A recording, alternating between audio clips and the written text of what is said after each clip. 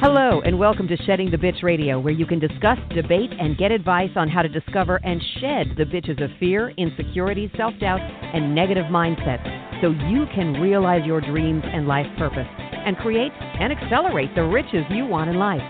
Join us here live every Tuesday at noon Eastern and dialogue with us at 818-572-2910. You can also chat with us at Blog Talk Radio /SheddingTheBitch or share your stories on our website at sheddingthebitch.com. Whatever the bitch is that's holding you back from living your life to the fullest, it's not worth giving up the riches in life that you deserve.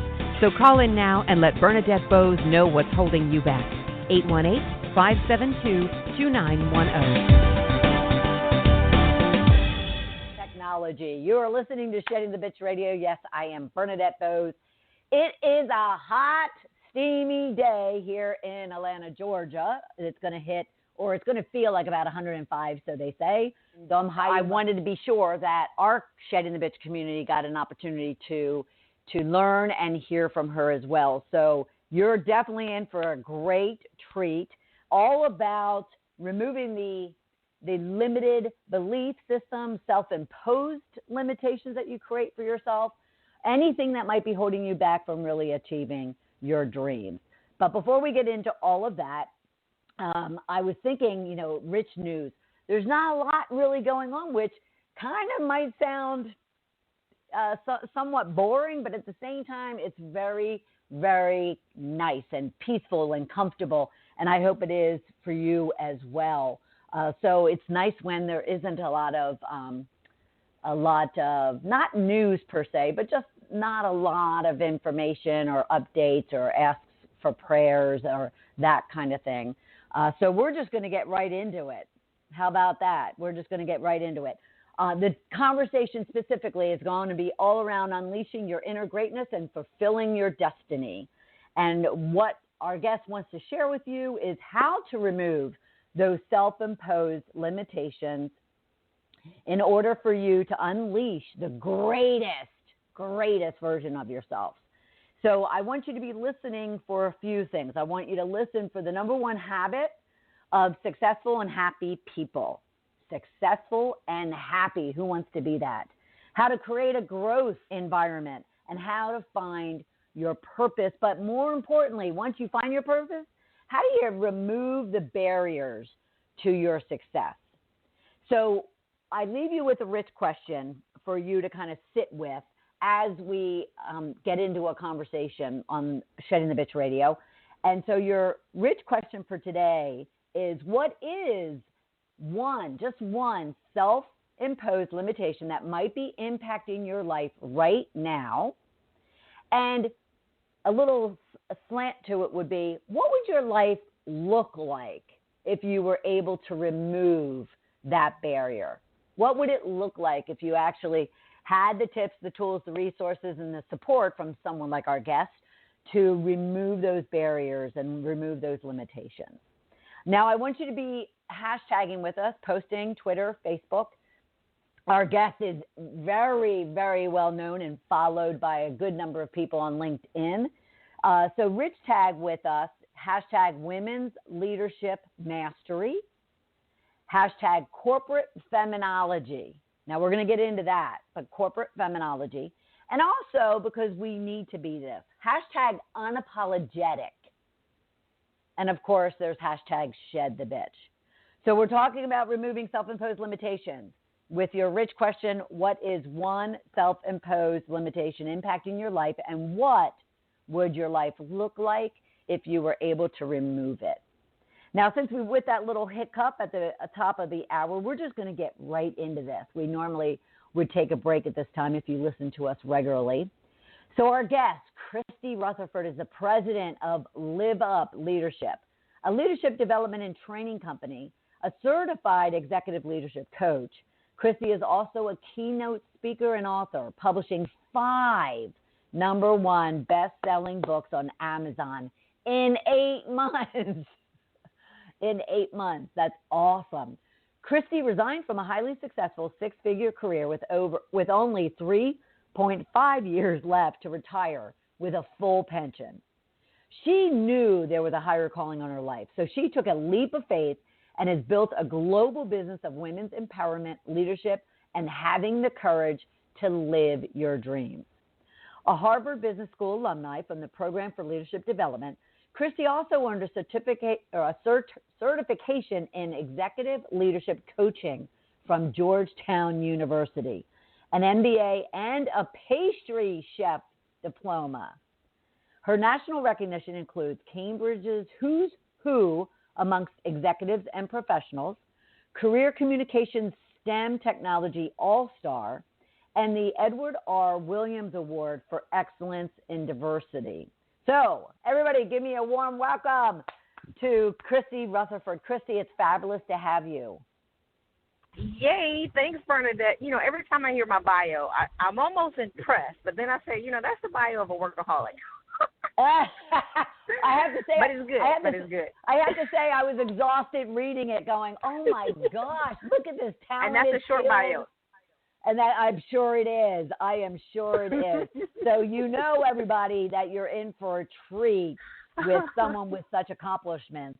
And because at the same time, she's not, you know, she's not like she's 70 or 80 or 90 years old, and you would think with all of that, she should be. All right. I know. So you took this leap of faith, 3.5 years away from pension. You obviously knew something. So give us a little bit about your career background, but also what was that tipping point that, you know, I mean, 3.5 years, some people might say, oh, just chalk it up and, you know, live with it for 3.5 years, but you decided to take that leap of faith. Tell us about that. Yeah, I think it's certain things. I mean, I was really successful in my career, being a workaholic, always being a leader, coaching other people, going above and beyond and doing all these things. But I thought about that this morning. I didn't really feel successful, right? So no matter what I achieved, no matter how many accolades and how many awards and medals I got, I never felt successful and satisfied. So I just kept going. And so when you think about a job and the work we're called to do, this morning I was thinking about the 2 clients that I coached yesterday and their significant improvement.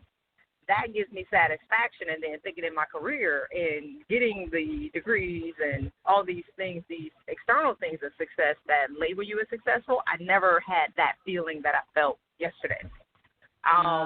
So what happened in 2009, I started watching Oprah and unknowingly activated the law of attraction. The law of attraction works whether or not you know it works. So I started to visualize a different life. I worked on Capitol Hill, and I had all this influence and had all this respect and blah, blah, blah. The things that people want, right, the things that people aspire for, I had it. But I started visualizing a different life. You know, I want to live a life of peace, and I want my office to be outside, and I want to serve people on a greater level, and I don't want to work for anybody, and I don't want to be stressed out. And so I saw it, and then I wrote it down, and then I started speaking it. And so every time I would be at work, hating my life, but I love my job, but, you know, it's Friday night, 11 o'clock, I'm still at work, I would sit back in my chair, and I would visualize this life. And so through a series of events, which included burnout, stress, and a crazy boss, I got the life that I wanted. So leaving was more of, if I didn't leave, I was going to die.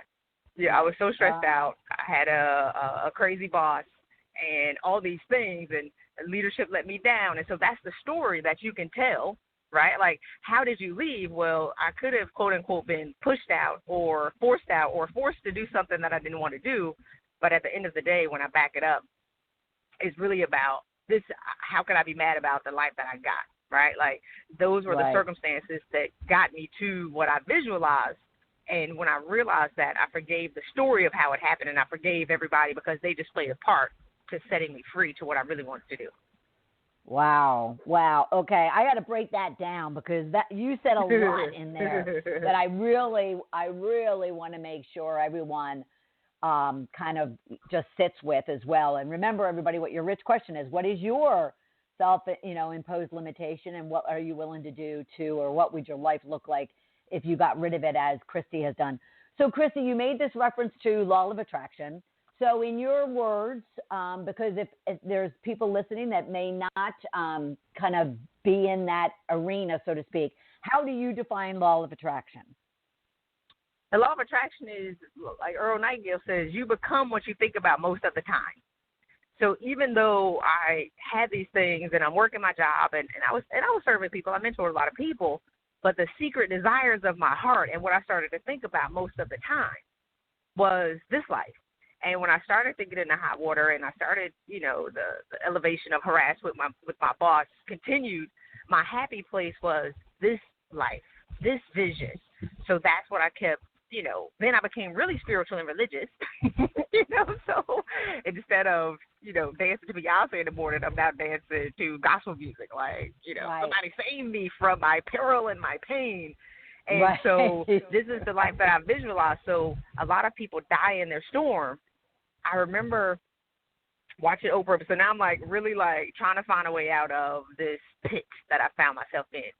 Silently suffering because externally I'm successful. I have what people want. Nobody cares about my problems. Like, who can I really tell that I'm suffering this much? Who can I confess to that I'm in the fire being incinerated? So I started watching a lot of Oprah. That's when her life classes were out, and I bought her old DVDs, and I'm trying to find inspiration from other spiritual leaders. And I remember one thing that Maya Angelou said. She said, on the other side of every storm is a greater sense of joy.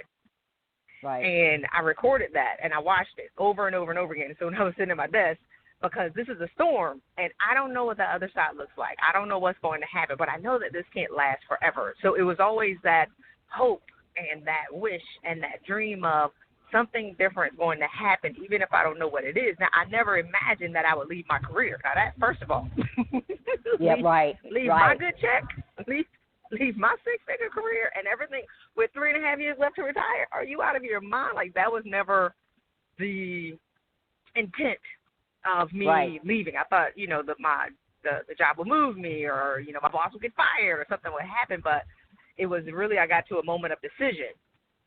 Oh, I was so crazy. I was so stressed out. I was sick.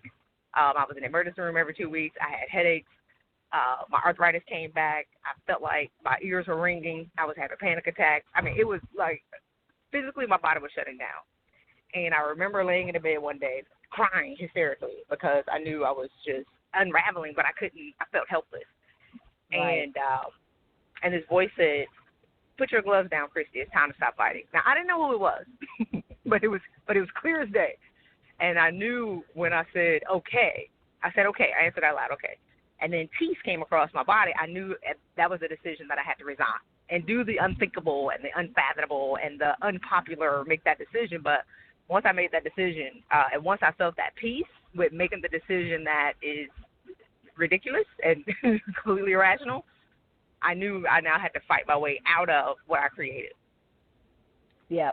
Well, and that fight, though, once you got settled, though, did you find the fight to be easier? And not to say that you didn't have ups and downs, but at the same time, once you settled in on, that decision, you kind of had that why. You know how everybody speaks about a why.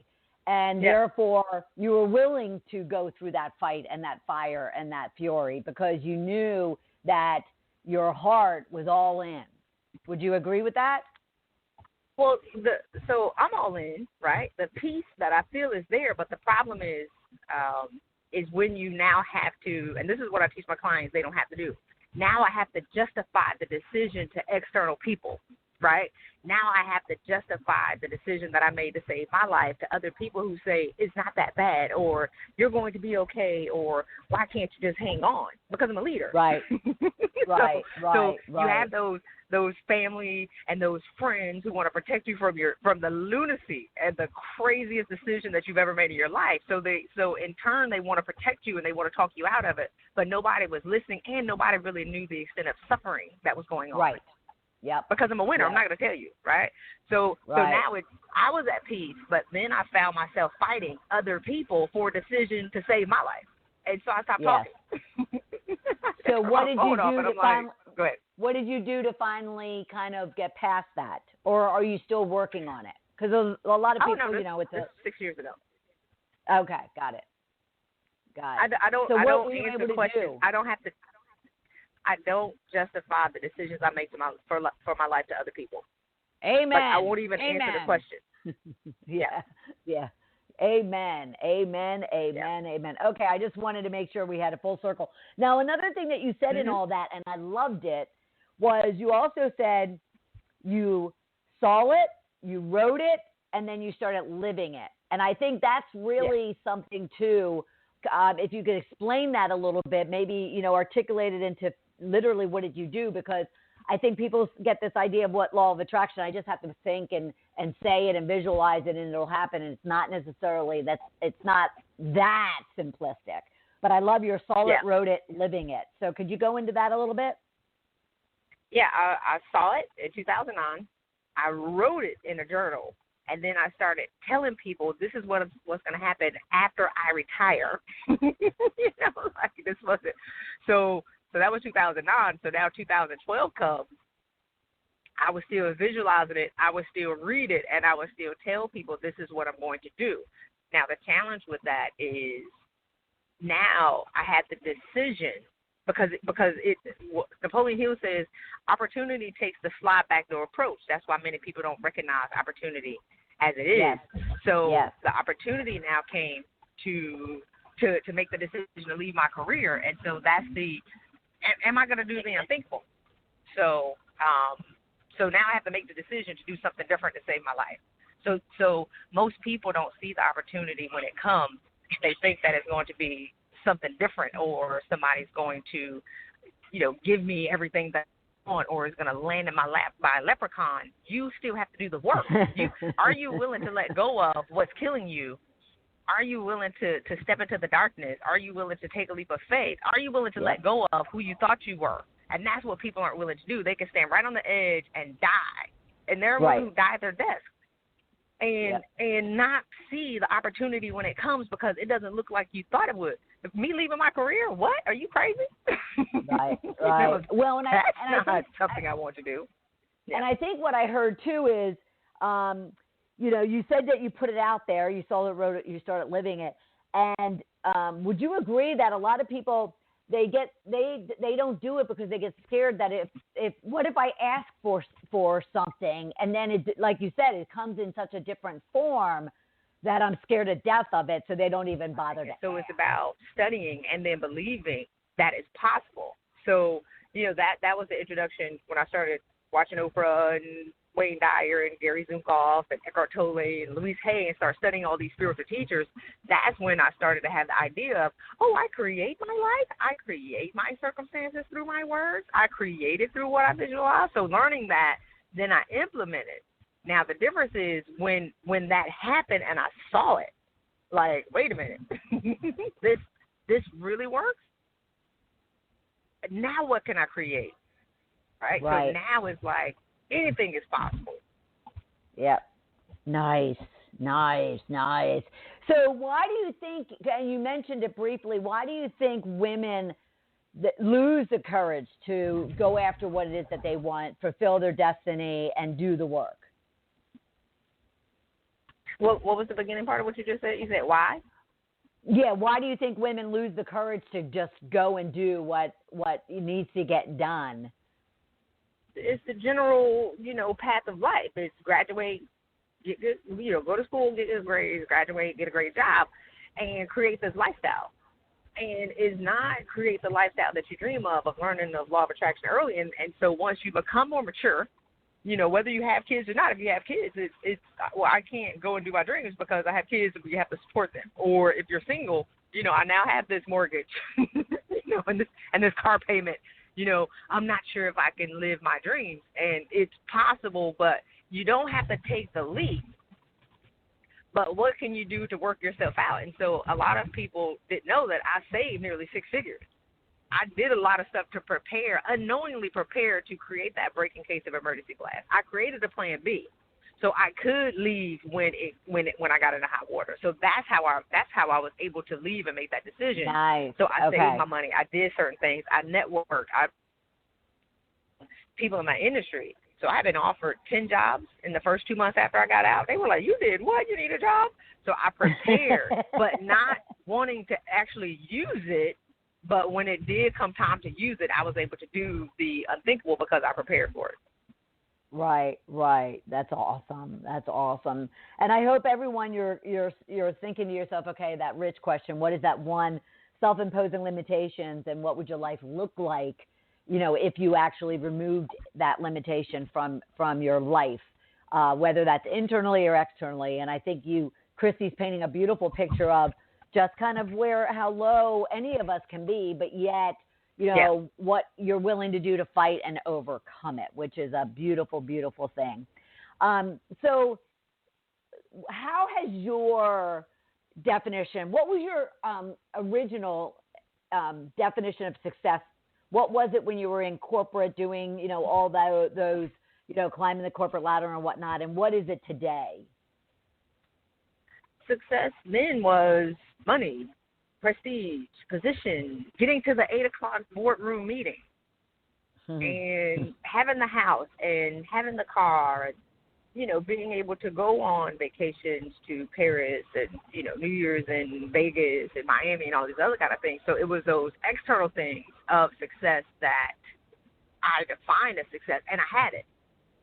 Now, inner peace, having all my marbles back, joy, being of service, but not only being of service, but being of peace, and still being a leader and being a mentor and being able to smell the roses along the way. Leadership is so tough, and we're always on to the next problem. We're always on to the next fire. You never stop to smell the roses to see how you impacted other people, which makes leadership very thankless because you're just continuing to work and pour into other people, but we never stop and look back. And so now I can look back at the people who worked for me 5 years ago, 10 years ago.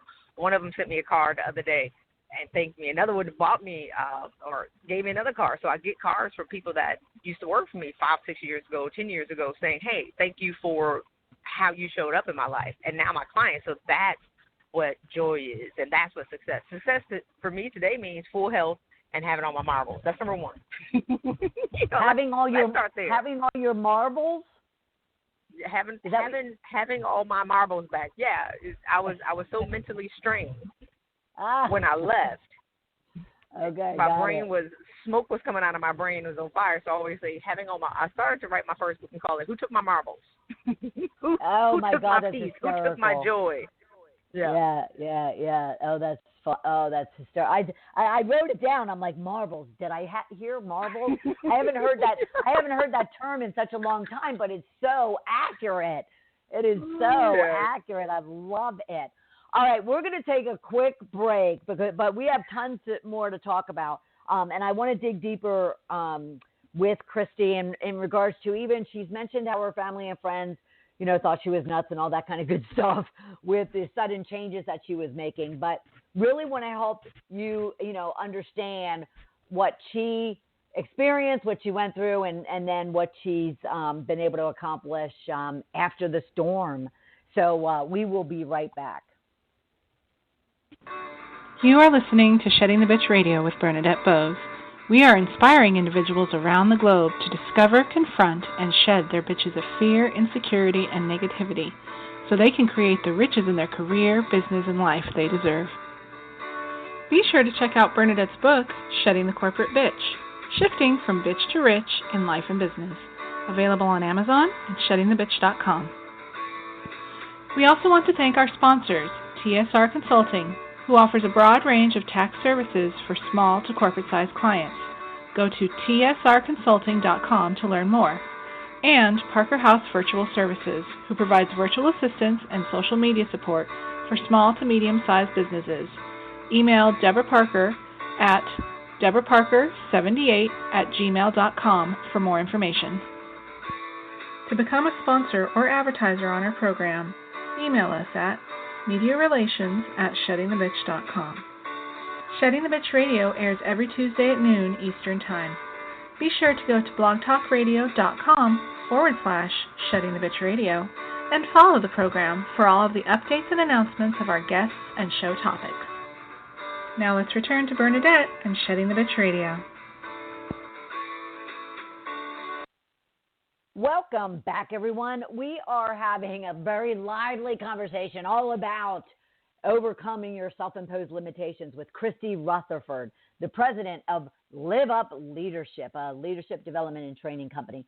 Please be sure to go out and connect with her, link in with her in some way, shape, or form, because I'm telling you, like I mentioned at the top of the hour, when you find someone who really provides very deep, insightful, usable, action-oriented type of advice and tips and insights that really do improve your life, you definitely want to be sure that you're connected with her. So her website is ChristyRutherford.com.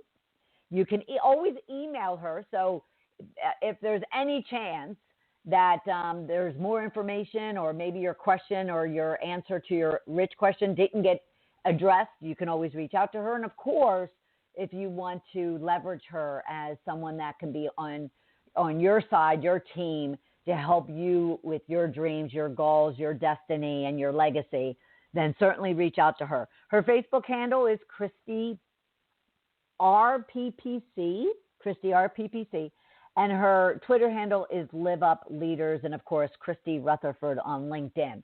All you really actually need to do is Google Christy Rutherford, Live Up, and you will find her everywhere. So she's very well connected. She's very well marketed, branded, and so reach out to her and be sure to check out her website for all of her resources and ways that you can connect and work with her. Okay, so Christy, because I loved your honesty and your transparency around the impact and the reaction family and friends had to you even thinking about while you're in the planning process, leaving your career, and how hard that makes the journey, so to speak. Can you paint? Can you share with us more about whether it's you or your clients? Because I see this to be one huge reason is the perceptions of everyone around you, and it's why so many people don't do what they want to do. To be happy, because they're so concerned about everyone and what they think of them. Yeah, most people look for support for their dreams. You're looking for the people that you care about to support you and to see you for who you are, and you build this brand. Like, think about Kate Spade. She built this brand of who she is and who the world thinks she is, but that's not Kate Spade, the human. So Sometimes people can see you for the brand that you create, and they forget about the human. And even if you've created this success in your life and you think about how your family views you and how you want to be responsible, and how I was the first person in my family to graduate from college. So that's how they saw me. And to be the person that says, you know what, I don't want to do this anymore. Well, what do you want to do? I'm not sure. Well, what are you going to do? I don't know. Because still not willing to admit the peril that I was in. And so that was tough. So what I did, I stopped explaining it, because nobody's going to get it. They kept trying to talk me out of it. Or the people who say, oh, that's nothing. Listen to what happened to me. So nobody listened. So I'm telling you, I'm incinerating. I'm telling you that I am burned out. I'm telling you all these things. But people kept saying, that's nothing. Listen to what happened to me. Or you only have a year. Or think about the money that you make. Or willing to allow people to talk us out of who we can be and the greatest version of because who I was 5-6 years ago. I mean, one of my friends told me, Christy, I didn't agree with you when you left. I thought you were nuts. But now I see. So it took 5 years for him to see that it was a right decision. But had I not made the decision and then work and let the results show for who they were going to be, then people will still hold you hostage to who they think you are and the life that you should have. And you surrender what you want to make other people happy. Right. Well, and don't you see, because I've spoken about this to other people, do you find, too, that not only are they concerned about yourself and, they want you to be safe and they want to protect you, but at the same time, they're also protecting themselves because they're not able and willing to do the work and make those changes and make those sacrifices. So they don't want you to change, because they think if you change and they stay in the same place, then, there'll be distance will be created. And so they subconsciously even hold you back. Bernadette, can you expand on that for 2 minutes? I'm going through a tunnel, so I'm sure the phone is going to hang up. So I do apologize for your audience. Oh, that's okay. That's okay. So Okay. So for those listening, and Christy will jump back in when she's through the tunnel.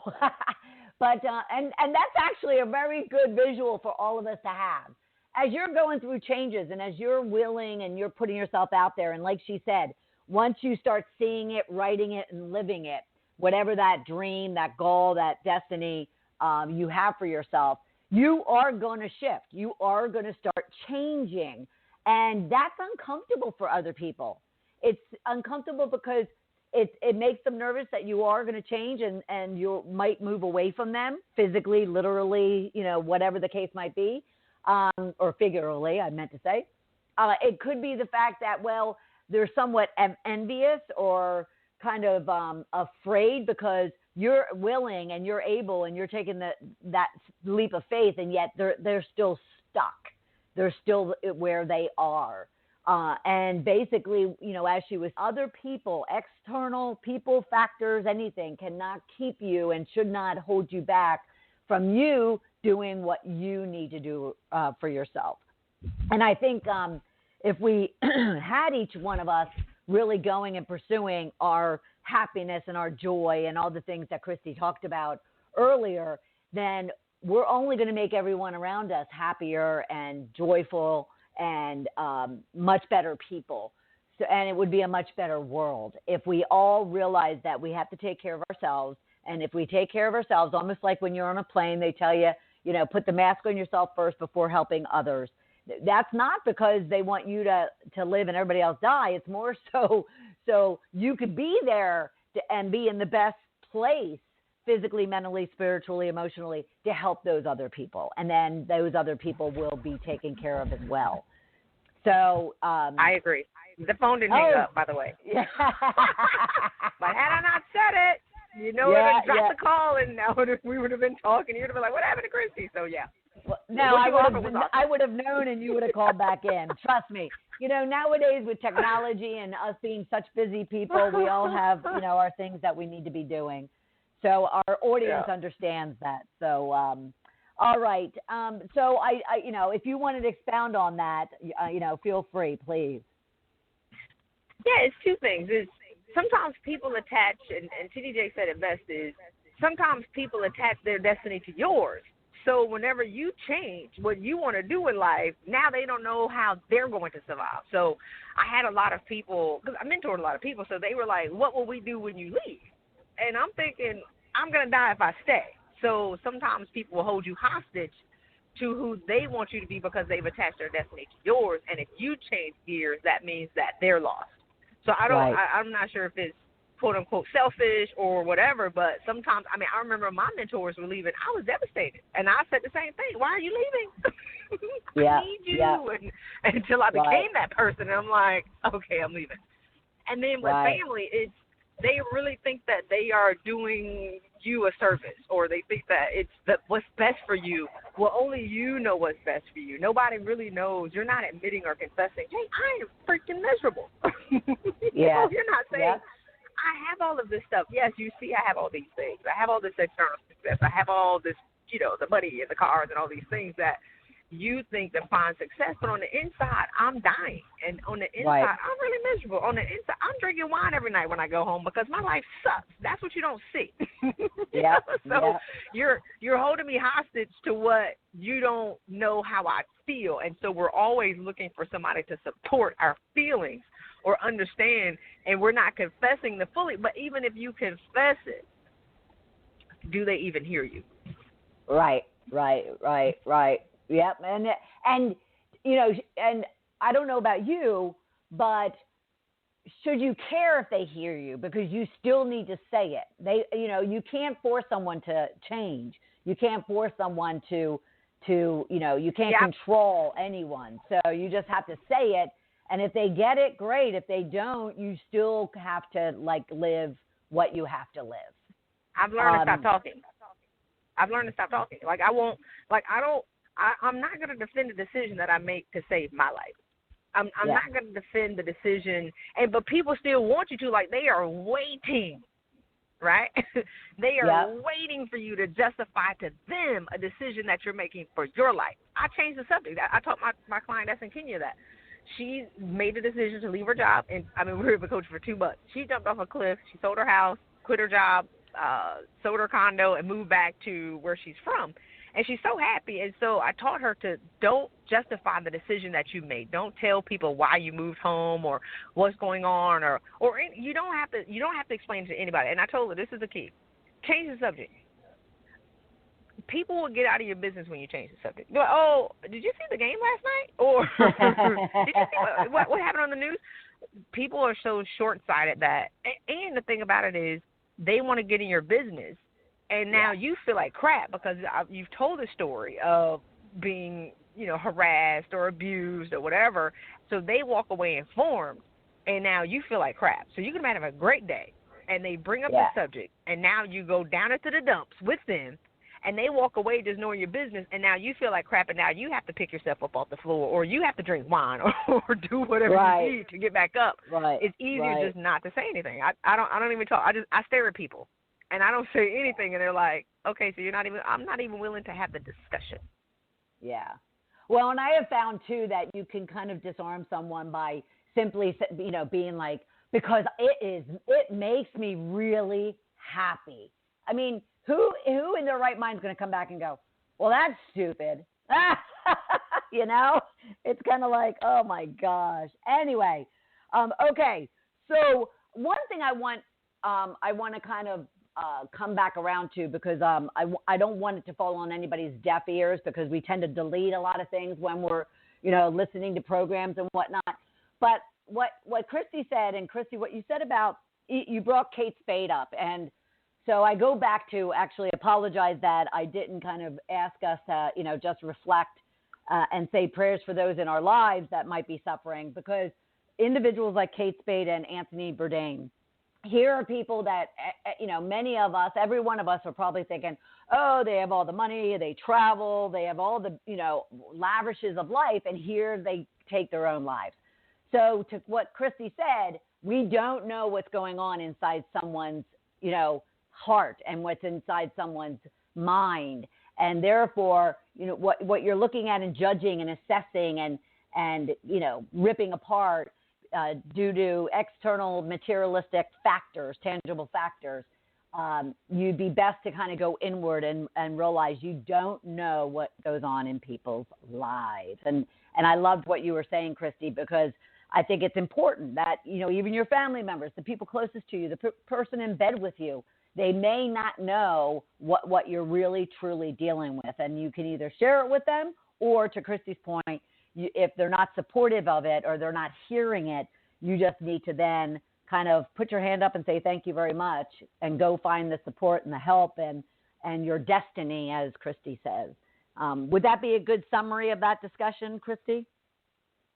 Absolutely. I think that when you, and I do want to apologize to the listening audience for the sound quality. I'm in a car. So, we scheduled this appointment 2 months ago. I didn't know where I would be. So I had to ride north. So I do apologize for that. But to your point, you don't know the silent suffering. So I did a show. I call it The Suffocating Effects and the Silent Screams of Success. Unless you've been successful and you've been at the top, what people call the top, you can't really talk about what's going on, because one, you have two sets of people. The people who don't care. Oh, Wayne, you're a billionaire. You having problems? Who cares?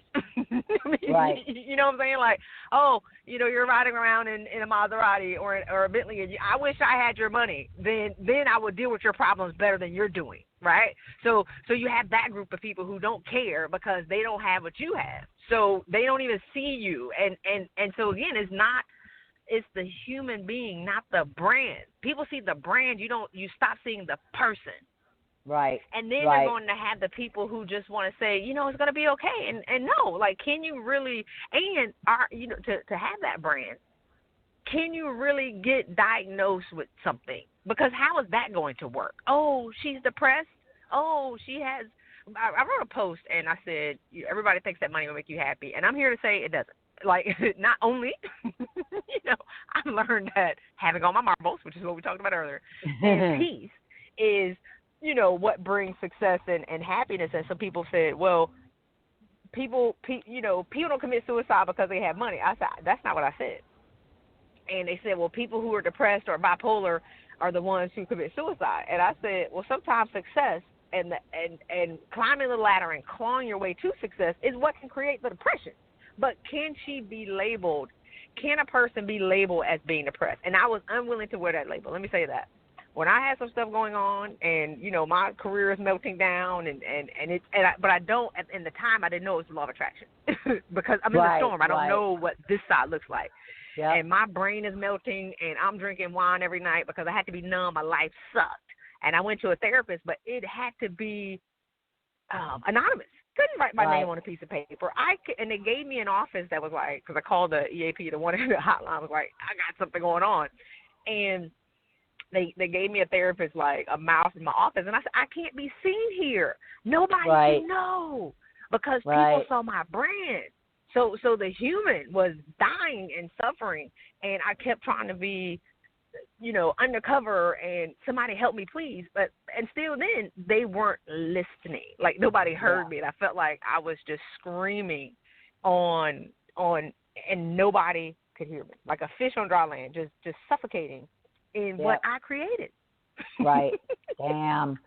Well, and, and I think what she also is pointing out to everybody is you have to find help no matter what. You just have to kind of make it work for what, you need to, what your situation is, but find the help. And like her, if you have to find it in another state, in another city, because you can't have it visible or don't, get the help because you deserve to get the help.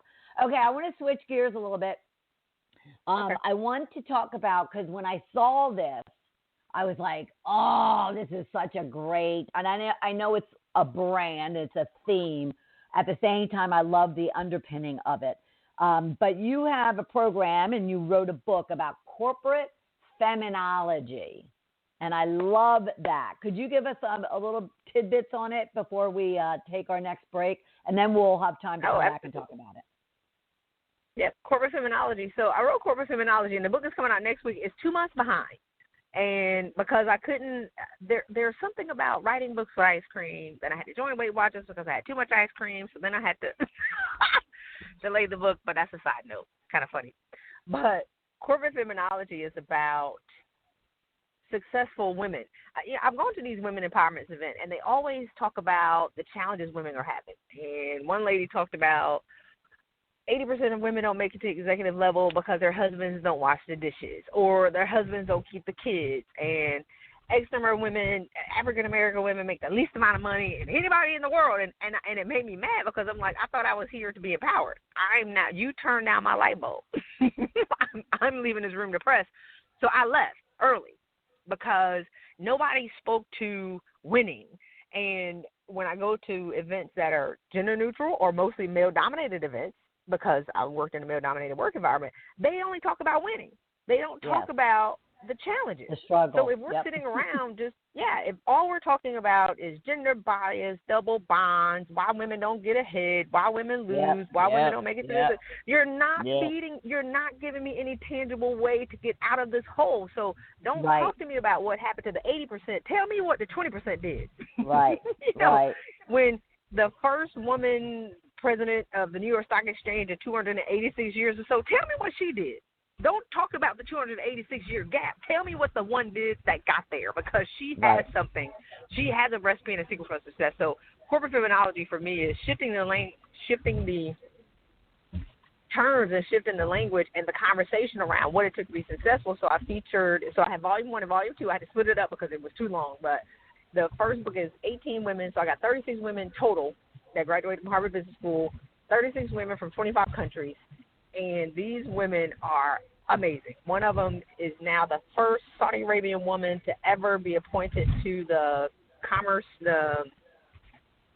something with the commerce over in Saudi Arabia. I messed that up because I don't have my notes in front of me. But so, and then one, Kaliway, was the country leader of South Africa for Oracle, and now she's one for a large software company out of Germany. So to be the country leader of a large IT firm once, but to get it twice. So these are the stories that I want to talk about. These are the stories where we talk about the challenges that we had. So if you learn that ambitious women and powerful women have the exact same challenges around the world, then it shows women so I'm not by myself. I'm not the only one that's fighting in this job. I'm not the only one who feels lonely at the top. I'm not the only one who has these secret fears. So kind of exposing those things and those challenges that I had in my career. And I was suffocating because I thought I was by myself. I didn't know that there was an ambitious woman in China and one in Paris and one in South Africa, exact same challenges. So now it makes me say, I'm in a good club. I'm in the winner circle. I'm by myself here, but I'm not by myself. And that's the difference in what we need is to see we're not by ourselves. Yep. And so how do you go about, apart from the book that you wrote, but how do you go about in your daily, weekly, monthly life, both business and personal, to kind of build that posse, some people call it a tribe, some people call it whatever, but how do you go about ensuring that you are surrounding yourself with people that help you understand you're not alone, they build you up, they, understand, they have like-minded beliefs around, kind of owning your own journey, so to speak, but how do you go about building that network? One of the things that I do is I only surround myself with people who are winning, other leaders and people who are serving. And one of the things that I've learned when I left my career and the friends that I thought I had, because when people hold you hostage to who they want you to be, when you change that or you change and say that a normalized dysfunction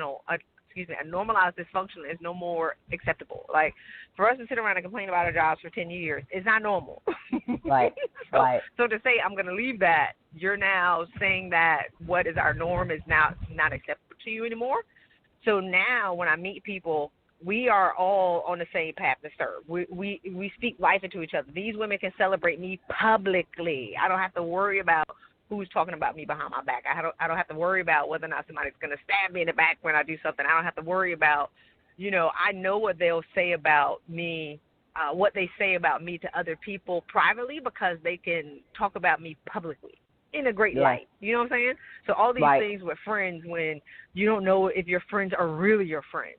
And then it's also about being around people who aren't as needy. Like, I can't. I'm working on my destiny. I'm working to impact the world. So I can't pick you up off the floor if you're at 30% or if you're at 50%, and you're not willing to get up. So we're all at about 90%, but we give each other 1%. Okay, I got 1% to give you. So I'm not spending 2 hours on the phone for years trying to pick you up. I can't do that anymore. I can't afford to invest that energy into someone who's not going to move to be who they're meant to be. So the women that I surround myself with now and the men, we're all working towards becoming greater and serving on a higher level and really living in our destiny and our purpose. Right. Now, I think I want to clarify something, though. I think what you're saying, too, is you're not saying that if someone's out there and they're listening and they're kind of feeling kind of dark and blue and just need somebody to kind of lift them up, you're not saying that they can't reach out to you and you can't help them. What you're saying is if through your assessment of them or after you start working with them, you realize that they are just not doing the work, they're not willing to make the sacrifices, they're not willing to push themselves into an uncomfortable place to find comfort, then you just need to cut your ties because you can't do it for them. Is that right? Yeah, but, I have friends who like one of my clients who, I mean, when I had been watching her spiral down for a year because I know what it looks like. I did it. you know what I mean? So I kept trying to intercede, like, hey, it can't continue and this isn't going to go well. You need to do something different. And when she fell under the ground, I mean, she hit the bottom and created a crater in the ground. And she was like, Christy, I'm done, and I just want to go to Hawaii, and I'll take you with me. I'll sponsor your trip. You just coach for an hour a day. We'll go for 10 days. Okay, great. Well, let's do that. So for her, it was she was serving so much that she burned out. So there's a difference between people who are winning, right? And I created my own demise. I did that. Did you hear my bio? So you have women who win, right? And even though I'm doing all of that stuff, I'm mentoring 70 people. I created the exhaustion and the burnout. The boss just added to, another layer that I just couldn't take anymore. So you have those women. Yeah, I'll talk to them all day and save them from what they're doing, which is take the time to fill your cup first. Now you have the people who aren't serving anybody, and they just want to complain, and they're not going to take action. They just want to, you to spend 2 hours on the phone with them, and they won't do one thing to change. And if 6 months to a year later you're still having the same conversation, that somebody that's what I thought. Yeah, that's what I thought you meant. Yeah, because I've had to what I'll call fire clients because I just, no money is good money.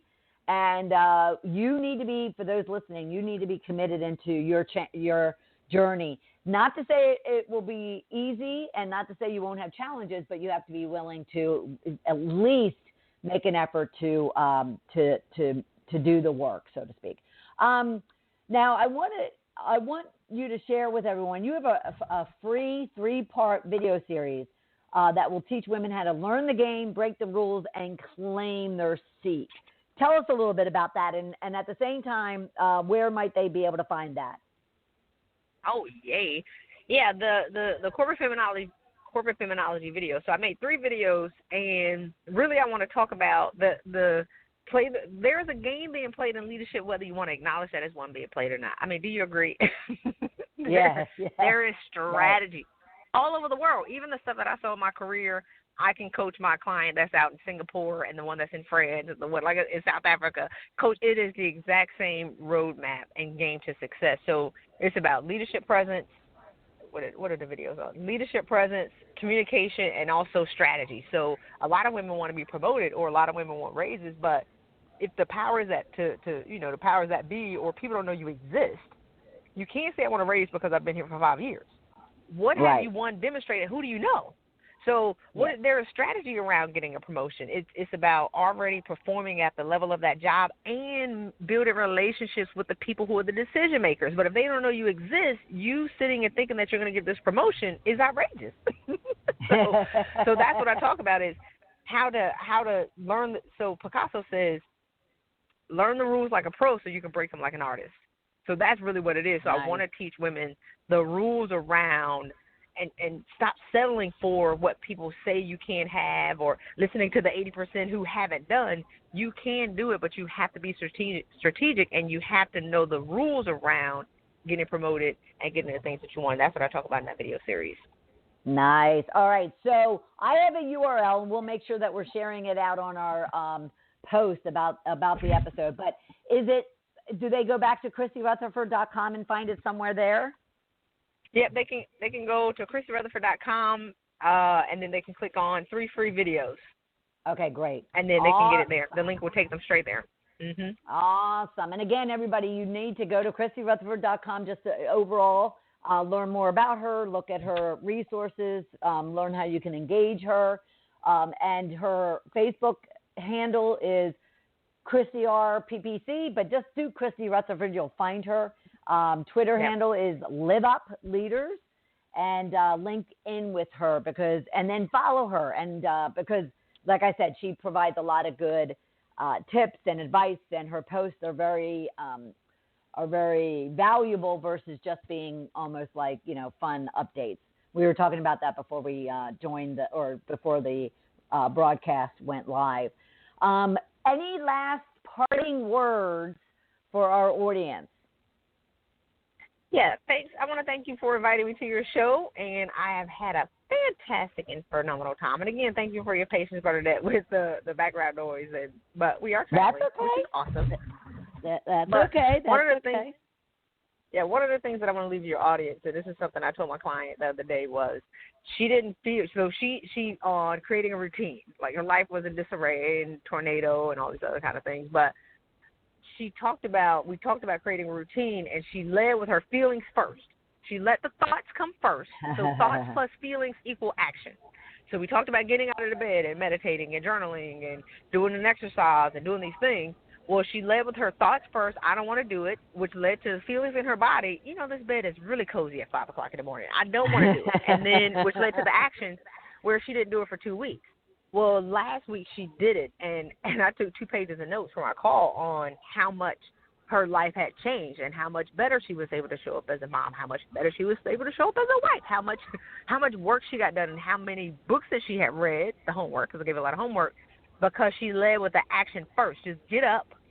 So the action is going to drive the thought, which is going to give you the feeling of good feeling. Right.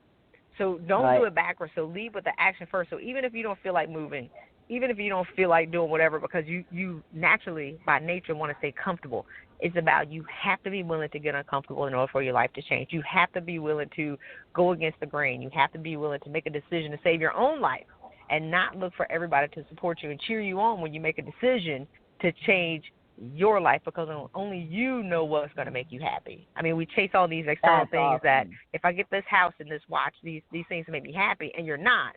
Well, think about what's going to make you happy. Yep. Woohoo! All right. Thank you so much to Christy Rutherford. I appreciate you taking the time to join us. That was fabulous.